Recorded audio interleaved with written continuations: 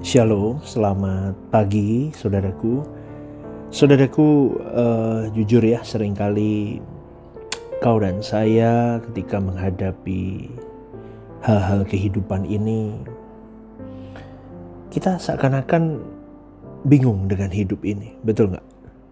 Hidup ini seakan-akan, kenapa ya sulit sekali? Kenapa aku menghadapi persoalan-persoalan yang pelik seperti ini? Silih berganti tidak selesai, seakan-akan Tuhan yang kusembah ini tidak memproteksi diriku. Betul gak? Ya kan? Seakan-akan Tuhan ini tidak memberi jaring pengaman atas diriku. Bukankah Dia selalu berkata kalau Dia tidak akan meninggalkan orang-orang yang mengasihi dirinya? Dan kita sedang di dalam keadaan yang kalang kabut. Mungkin hari ini Anda sedang mengalami ini. Terus kita sedang terpapar dengan kementokan-kementokan hidup. Kita sedang ditabrak dengan dinginnya dan kerasnya batu masalah. Betul saudaraku? Maka disitulah yang saya katakan kemarin, dibutuhkan ketekunan mencari Tuhan. Kalau enggak hancur loh saudaraku, remuk kita. Pasti remuk. Pasti kita akan mencurigai Tuhan. Maka pagi hari ini renungan saya mengajak kepada kita semua, jangan mencurigai Dia. Ketika keadaanmu terjepit, susah rasanya akan dipermalukan, seakan-akan Tuhan benar-benar tidak ada, tidak hadir dalam hidupmu. Tekunlah memandang Dia. Seperti Abraham yang begitu percaya kepada Tuhan, kepada Elohim Yahweh, bahkan sampai di level di mana dia ada di titik-titik menit-menit akhir dia harus menghujamkan pisau itu dan membunuh anaknya menjadi persembahan untuk Elohim Yahweh.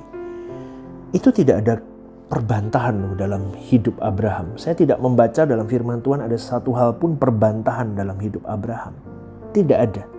Dan tidak ada penundaan yang dia lakukan. Coba ya saudaraku. Allah bicara, kemudian Abraham bertindak.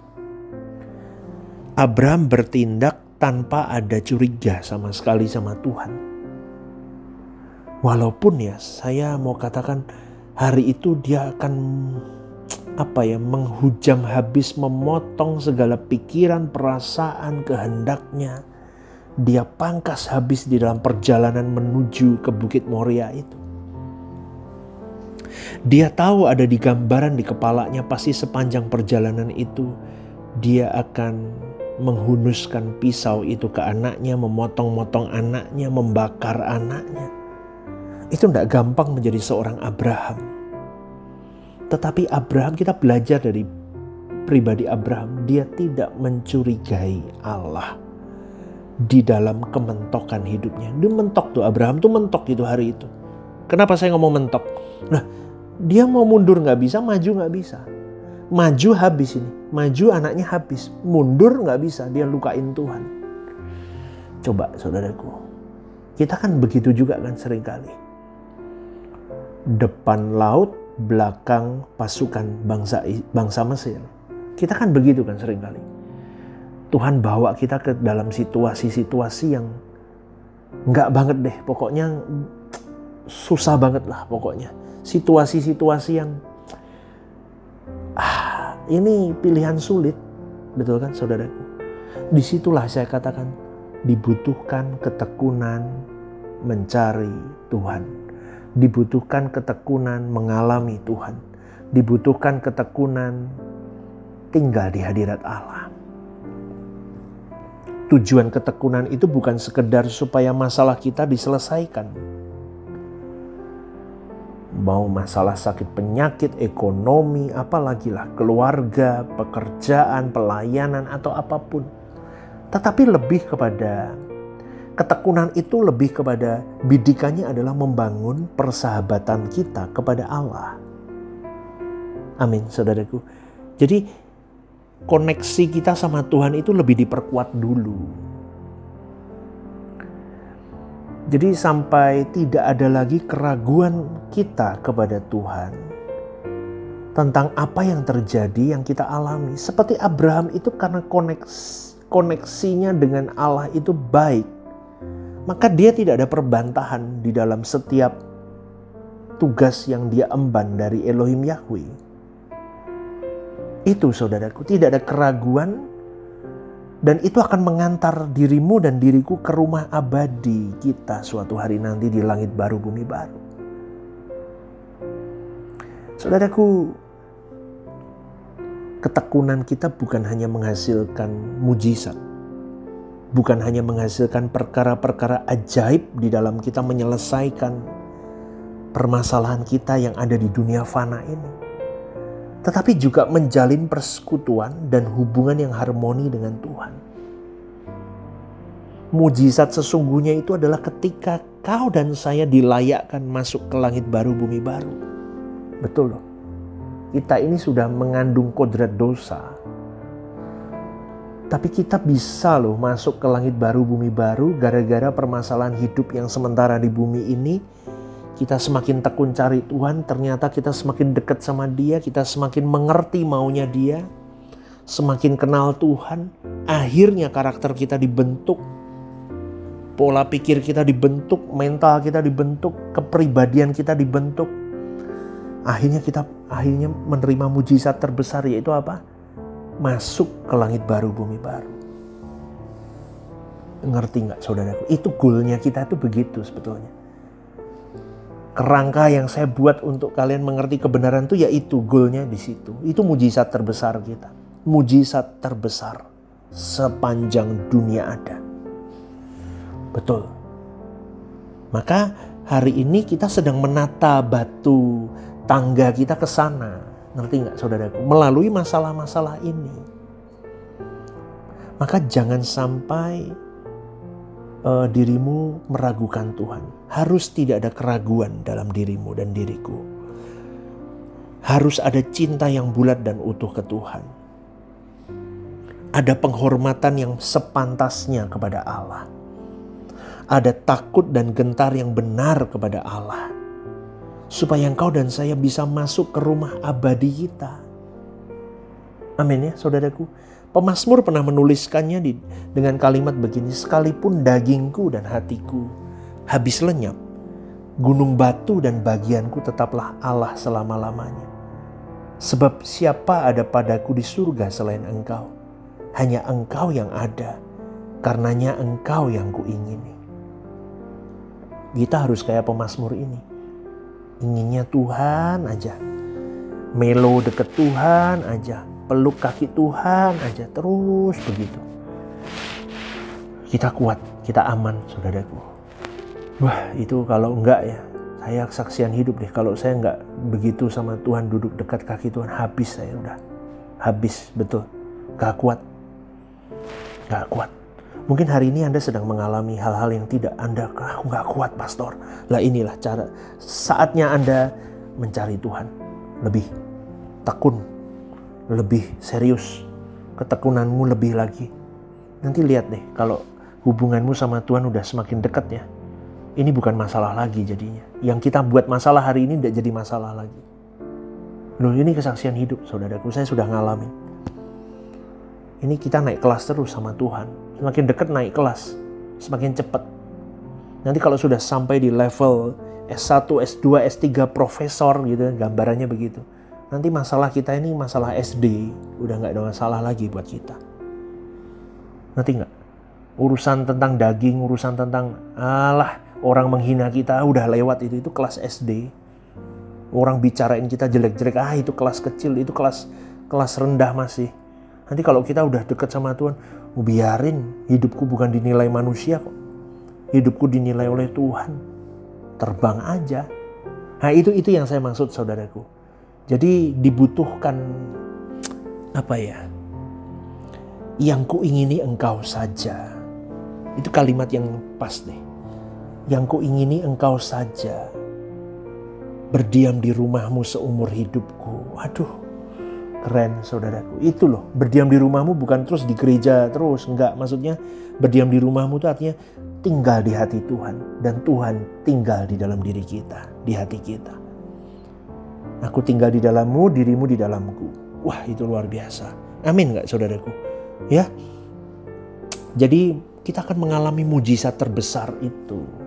Mujizat terhebat, terakbar. Kita bisa masuk ke langit baru, bumi baru. Kalau kita dari hidup hari ini nempel terus sama Tuhan.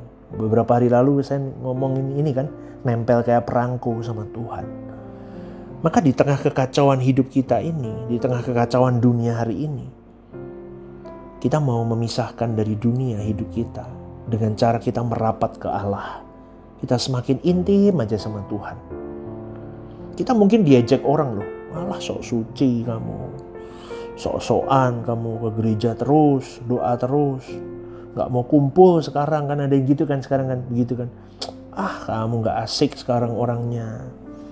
Gak apa-apa saudaraku, kita sedang melarikan diri dari dunia. Artinya begini, kita mau melarikan diri dari ikatan-ikatan dunia. Aku gak berharga di mata manusia, gak apa-apa. Karena memang aku harus melalui jalan sempit, jalan sepi. Yang orang gak mau lalui, aku mau lalui. Karena aku tahu, aku harus terima mujizat terbesar dalam hidupku. Makin sedikit orang masuk jalan ini, berarti jalan ini makin benar. Amin, saudaraku. Ya, kita mau cari Tuhan, kita mau pisahkan diri kita untuk cari Tuhan. Kita mau arahkan diri kita ke kerajaan Allah. Maka Tuhan akan menggarap kita dengan masalah-masalah hidup yang rumit. Yang gak ada jalan keluarnya, yang nyebelin deh pokoknya. Aduh, susah banget deh pokoknya. Yang kadang-kadang seakan-akan kita sampai ngomong, kamu di mana sih Tuhan? Kamu kok kasih aku hal-hal begini sulit? Aduh, seakan-akan Tuhan gak kasih gemboknya untuk buka masalah ini. Tapi kita tetap percaya sama Dia. Amin, saudaraku. Ya, Tuhan mau menyelesaikan batin kita, bukan masalah kita sebetulnya. Masalah itu gampang buat Tuhan selesain. Tapi ketika kita mengalami hal-hal yang rumit begitu, Tuhan sedang menyelesaikan masalah batin kita. Supaya kita semakin percaya sama Dia dulu. Tidak meragukan Tuhan, tidak mencurigai Tuhan. Amin gak? Tapi akan membuat masalah batin kita ini betul. Dengan cara apa? Kita semakin bulat cinta kita sama Tuhan. Semakin hormat kita sama Tuhan, semakin pantas. Takut kita akan sama Tuhan itu semakin pantas. Itu masalah batin kita. Dikit-dikit nyalahin Tuhan, dikit-dikit curiga sama Tuhan. Kalau nggak setan ya Tuhan yang disalahin. Kan gitu kan manusia hidup. Ya, setan nggak buat apa-apa, kita yang buat salah sendiri, setan juga disalahin. Tuhan nggak nyuruh kamu buat itu, kita mutusin sendiri, kejeblok masalah, Tuhan lagi masalah. Kita itu pinter loh manusia itu cari kambing hitam. Nyalain Tuhan, kalau nggak nyalain setan. Nggak pernah nyalain diri sendiri. Nah, kita introspeksi diri hari ini. Amin ya saudaraku. Ya, kita mau belajar batin kita dibetulin. Jangan curigai Tuhan. Jangan salahin Tuhan. Amin. Tapi salahin diri kita. Kenapa kok gampang mendihasut sama setan? Kenapa kok masih daging hidup kita?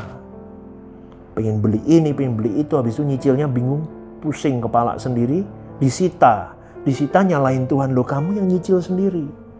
Kenapa kamu mengikuti keinginan dagingmu? Amin gak? Kamu yang buat masalah sendiri. Sudah tahu gajimu berapa, nyicilmu berapa. Maka saudara-saudari yang dikasihi oleh Tuhan, kita mulai belajar mengerti hal ini. Batin kita dibenahi. Masih untung loh Tuhan masih nolong kita dari kedablekan kita sendiri. Gajinya terbatas untuk hidup ini dan itu. Masih nyicil handphone mahal. Lah buat apa? Terus kita buat masalah sendiri, kita nyalain Tuhan. Di mana Tuhan kau? Kenapa kau diam? Kenapa kau tidak bantu aku untuk aku bisa bayar cicilan handphoneku? Tuhan ngomong, lah kamu yang salah sendiri, aku yang suruh repot. Tapi untungnya Tuhan gak begitu loh. Tuhan masih sayang sama kita. Dia kasih kepada kita kekuatan. Nak, ayo coba dengan cara begini. Kamu tahu kamu salah, ayo belajar lebih baik lagi. Ayo jualan ini, yuk coba ini, coba itu. Ada Tuhan kasih hikmat sama kita. Amin. ada pertolongan orang juga yang Tuhan titipkan atas kita. Tapi itu semua, saudaraku, menjadi hal supaya kita semakin dewasa, matang. Itu kedagingan kita semakin luntur. Besok lagi Tuhan akan taruh dalam batin kita, lain kali kalau beli barang lebih kepada fungsi, bukan gengsi. Oh ya, belajar. Dari kesalahan itu kita nggak akan ngulangin lagi. Amin nggak, saudaraku? Ya, nggak perlu apa yang dilihat orang. Wah, handphonenya baru. Wah, ini itu, nggak perlu. Tapi kita tahu takar diri, kita pegang rupiah kita ini, uang kita ini, tanggung jawab di hadapan Tuhan. Amin, saudaraku. Ya, jadi mulai hari ini yuk, sekalipun kita menjadi orang yang tidak dikenal oleh dunia ini, orang mungkin menganggap kita tidak bernilai, tapi kita mau merapat kepada Allah, kepada Sang Pemilik alam semesta ini. Hidup kita akan bernilai kalau kita jadi sahabat Tuhan. Makanya tekun yuk cari Tuhan, tekun garap hidupmu, batinmu, supaya dicium Tuhan itu harum batinmu. Sampai Tuhan ngomong, ini milikku, ini anakku, kamu bersamaku di kekekalan suatu hari nanti. Amin, saudaraku. Ayo punya prinsip ya, supaya kita mengalami mujizat terbesar, terspektakuler dalam hidup kita. Suatu hari kita bersama dengan Bapa dan Tuhan Yesus di langit baru, bumi baru. Amin ya, saudaraku ya. Selamat beraktivitas, selamat berjuang dalam hidup ini, dan Tuhan memberkati.